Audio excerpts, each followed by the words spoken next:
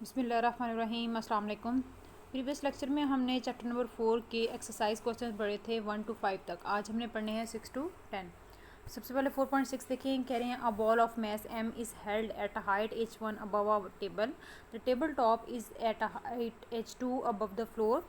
One student says that the balls has potential energy mgh1 but another says that potential energy is mgh1 plus h2। यहाँ पे थोड़ी correction कर लें, यहाँ पे प्लस आता है।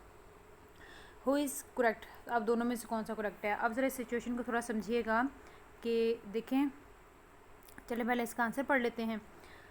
Both if them are correct, दोनों के दोनों अपनी जगह सही हैं। बिकॉज रीज़न क्या है? Potential energy is always measure with respect to the some reference point. ठीक है, जो मेजर की जाती है पोटेंशियल एनर्जी उसे हमेशा रेफरेंस पॉइंट के अकॉर्डिंग मेजर किया जाता है। Therefore we can say that first student has measured potential energy with respect to table top is mgh1 and second one is जो सेकंड ने मालूम किया वो किसकी इक्वल आ जाएगी? mgh1 plus h2। यहाँ पे भी प्लस आएगा, इसको थोड़ा करेक्ट कर लें।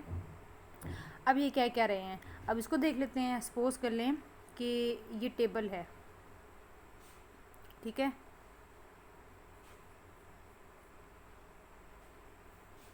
इस तरह से ये ग्राउंड है, ठीक है, और ये बॉल है। ओके, अब कह ये रहे हैं इस बॉल का जो हाइट है, इस बॉल की जो हाइट है टेबल की टॉप से वो h1 है और टेबल की टॉप ग्राउंड से h2 पे है। ठीक है, दोबारा रिपीट कर रही हूँ।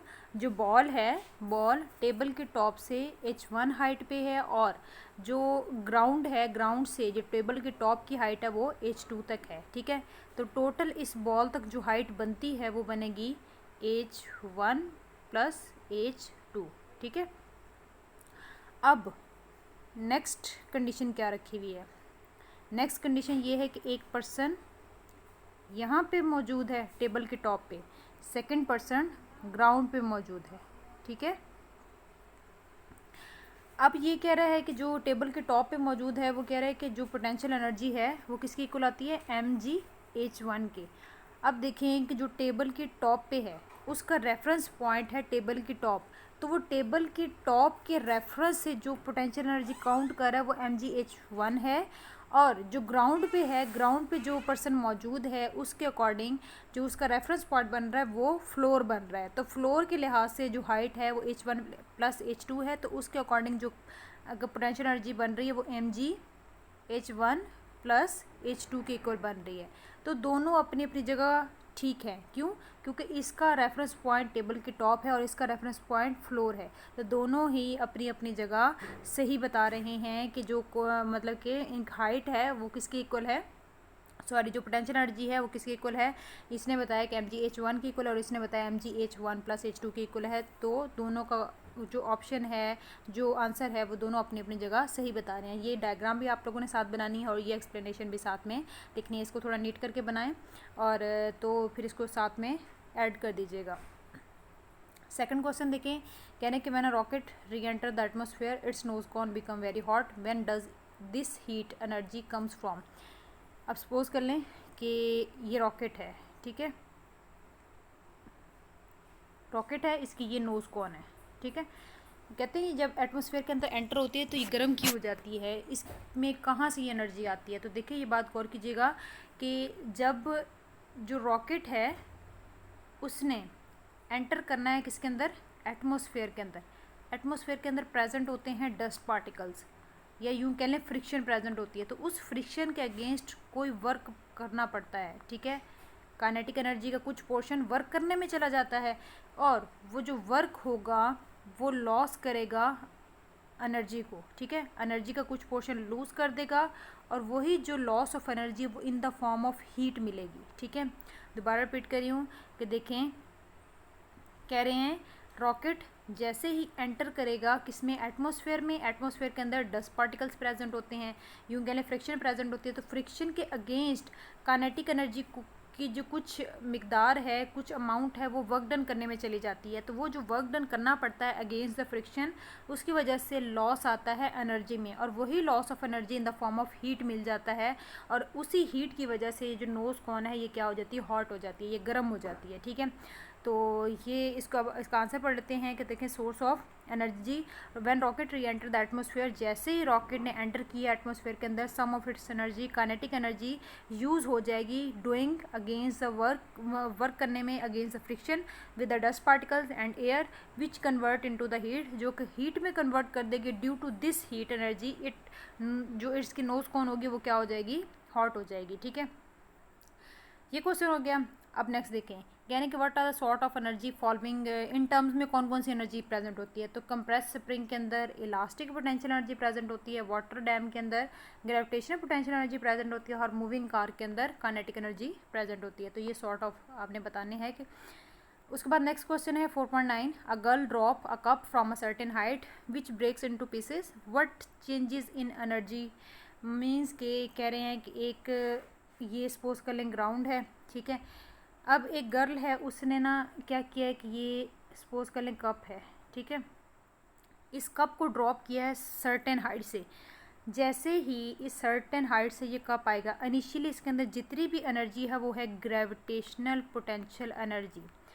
ग्राउंड को हिट करने के इंस्टेंट पहले, मीन्स कि जैसे ही वो हिट करने लगेगा उस दौरान, उससे एक लम्हा पहले जो सारे के सारी ग्रेविटेशनल पोटेंशियल एनर्जी वो कन्वर्ट हो जाएगी किसमें, काइनेटिक एनर्जी में। ठीक है, वैसे भी आपको पता है कि अगर कोई ऊपर से नीचे की तरफ चीज़ आ रही है तो लॉस आ रहा होता है पोटेंशियल एनर्जी में और गेन आ रहा होता है काइनेटिक एनर्जी में। तो देखिए, इनिशियली हाइट, सर्टेन हाइट पे उसकी सारी की सारी energy in the form of gravitational potential energy है। जैसे ही ग्राउंड को हिट करने वाली होगी, सारी की सारी ग्रेविटेशनल पोटेंशियल एनर्जी कन्वर्ट हो जाएगी किसमें, काइनेटिक एनर्जी में। काइनेटिक एनर्जी में कन्वर्ट होने के बाद जैसे ही इसने इस ग्राउंड को हिट किया है, ठीक है, ग्राउंड से टकराएगी, टकराने के बाद जो काइनेटिक एनर्जी है उसने चेंज हो जाना है साउंड एनर्जी में, kinetic energy moving the pieces and heat में। ठीक है, अब देखिए ये जो काइनेटिक एनर्जी है इसने कन्वर्ट होना है किस किस में। इसने सबसे पहले कन्वर्ट होना है, काइनेटिक एनर्जी का कुछ पोर्शन जाएगा ब्रेक करने में, ठीक है, कप को ब्रेक करने में, ब्रेक होने की वजह से वो पीसेस में कन्वर्ट हो जाएगा, और बाकी की अमाउंट ऑफ जो काइनेटिक एनर्जी है वो साउंड में, हीट में, इनमें रिलीज़ हो जाएगी। ठीक है, अब इसका आंसर पढ़ लेते हैं। देखिए, कह रहे हैं कि a cup thrown from a certain height loses its gravitational potential energy, loss आ जाएगा किसमें, ग्रेविटेशनल पोटेंशियल एनर्जी में, और गेन आएगा किसमें, काइनेटिक एनर्जी में।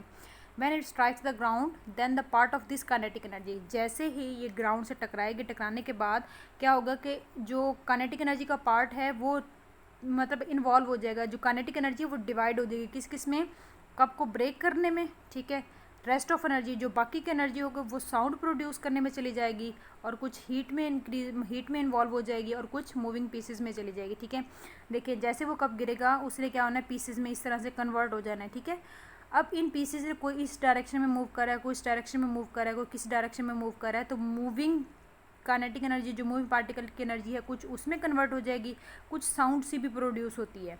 ठीक है, साउंड भी हमें टूटने की साउंड सुनाई देती है, तो कुछ साउंड एनर्जी में कन्वर्ट हो जाएगा, और कुछ ना कुछ हीट भी रिलीज होती है, तो कुछ एनर्जी का पोर्शन वहाँ पे चला जाएगा। ठीक है, टोटल इसके स्टेप हैं, ग्रेविटेशनल पोटेंशियल एनर्जी में लॉस होगा, गेन आएगा काइनेटिक एनर्जी में, फिर फर्दर काइनेटिक एनर्जी में 3 पोर्शन में कन्वर्ट हो जाना है, heat, sound and moving pieces. ठीक है, इन चीज़ों में कन्वर्ट हो जाना है। नेक्स्ट क्वेश्चन 4.10 देखें, इसमें कह रहे हैं कि a boy uses a catapult to throw a stone which accidentally smash a greenhouse window, list the possible energy changes। Same वही क्वेश्चन है जो मैं 4.9 में आपको रिपीट कर चुकी हूँ, कि कह रहे हैं कि देखें एक कैटापुल्ट है, एक बॉय ने कैटापुल्ट पकड़ी हुई है, उसने क्या किया, उसके अंदर पत्थर डाला है, पत्थर डालने के बाद स्टोन को किसी विंडो के ऊपर स्मैश किया है, यानी कि वहाँ पे वो कोलाइड किया है। कोलाइड करने के बाद वो जो एनर्जी है किस किस में, जो एनर्जी के चेंजेस आए हैं वो आपने बतानी है। तो जैसे ही सपोज कर लें ये विंडो है, जैसे ही ये स्टोन थ्रो किया गया इसके ऊपर, टकराने से मतलब कि टकराने से कुछ लम्हा पहले ये सारी की सारी, अब देखेंगे जो कैटापुल्ट होती है ना उसमें स्ट्रेचिंग आ रही होती है, ठीक है, उस स्ट्रेचिंग की वजह से उसके अंदर जो एनर्जी स्टोर होगी वो इलास्टिक पोटेंशियल एनर्जी होगी, वो इलास्टिक पोटेंशियल एनर्जी कन्वर्ट हो जाएगी टकराने से कुछ लम्हा पहले सारी की सारी काइनेटिक एनर्जी में। जैसे ही ये टकराएगा स्टोन किसके साथ, विंडो के साथ, काइनेटिक एनर्जी में फर्दर कन्वर्ट हो जाना है, कुछ काइनेटिक एनर्जी का पोर्शन कन्वर्ट हो जाएगा उस विंडो के पीसेस को ब्रेक करने में, ठीक है। और जो बाकी की एनर्जी बच जाएगी वो हीट में और साउंड में कन्वर्ट हो जाएगी, ठीक है। सारे का सारा वही आंसर है। देखिए हम इसको पढ़ लेते हैं। पॉसिबल चेंजेस क्या आ रही हैं, द फॉलोइंग चेंजेस में occur when a boy throw the stone, जैसे ही बॉय ने थ्रो किया स्टोन तो उसके अंदर क्या थी, इलास्टिक पोटेंशियल एनर्जी स्टोर थी, ठीक है। वो चेंज हो जाएगी किसमें, काइनेटिक एनर्जी में। When stones hits the window, जैसे ही विंडो से वो कोलाइड करेगा, हिट करेगा, तो काइनेटिक एनर्जी किस में कन्वर्ट हो जाएगी, विंडो के पीसेस करने में, ठीक है। उसके बाद जो बाकी की एनर्जी होगी वो कन्वर्ट हो जाएगी हीट में और साउंड में कन्वर्ट हो जाएगी। सेम 4.9 और 4.10 एक दूसरे के same as it is relative question है, ठीक है। तो इस कॉन्सेप्ट को समझें और जहाँ से कोई क्यूरी है तो वो पूछें। यहाँ तक आपका लेक्चर एंड होता है। अल्लाह हाफिज़।